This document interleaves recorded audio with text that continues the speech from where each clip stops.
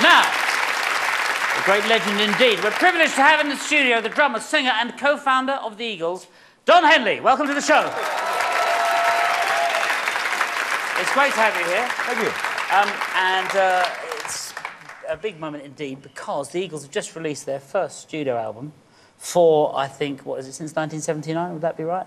Yeah, 28 years. 28 years. It's a long time, a long gap. Why so long? Well, you know, Jules, we don't like to rush into things. No, that's right. You know, some groups make one album after the other. Yes. No, but this thing about momentum. Yeah. You know. No. So we don't. No. But did you not think maybe even in 1989, 10 years have gone by to make a record? Well, we've tried several times, but you know, we've all got young children now, and we've got family obligations. We've been touring a great deal since '94. And never been good at touring and writing songs at the same time, you know. So, you know, had some personnel problems that we had to get behind us. Yes. And so this album really came together in the past 2 years. Yeah. And we've got a new guitarist who has been a catalyst, a fellow named Stuart Smith, who's an incredible musician, and he sort of helped us get going again. Now, one of the things about this record seems to be they're the sort of songs taking an anti-war stance and an environmental stance. And I don't know if a lot of the people, I'm imagining this, and literally millions and millions, 30 million people bought your best of alone. I imagine a lot of those people will be the sort of middle America. How do you think they're going to take to this? Well, it'll piss some of them off, you know, and others will... Be woken up. We'll like it, yeah. Yeah.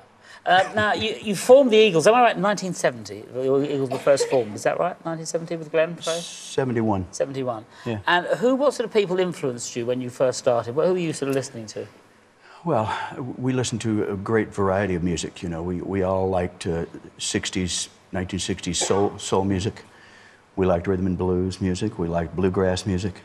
We were influenced by the obvious people like the Byrds and the Buffalo Springfield and the Dillards, a bluegrass group called the Dillards, Graham Parsons and the Flying Burrito Brothers, of course. Well, I tell you what, we've got some footage of you in 1973, probably here in this very room, actually.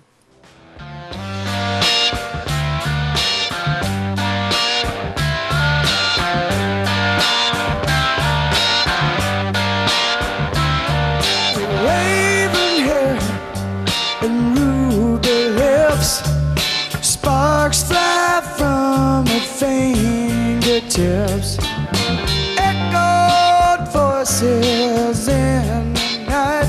She's a restless spirit on an endless flight. Woo, witchy woman, see how high she flies.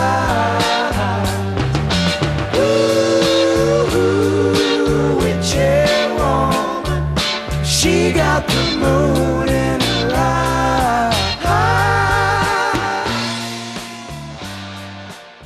Yeah. Happy memories?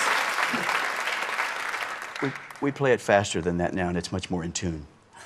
Sounded in tune to me. Oh. Well, you're famous for your sort of great harmonies and all that. Now, what's on the album? What would you know? For instance, now let's go back to your touring. Your '94 tour was called Hell Freezes Over. Why was it called that?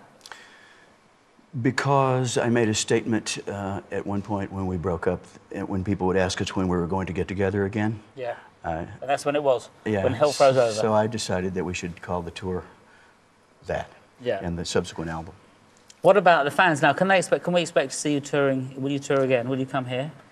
If we tour, we will come here, certainly. But we have no plans at the moment. We've just spent 3-4 years in the studio together, so we need to get away.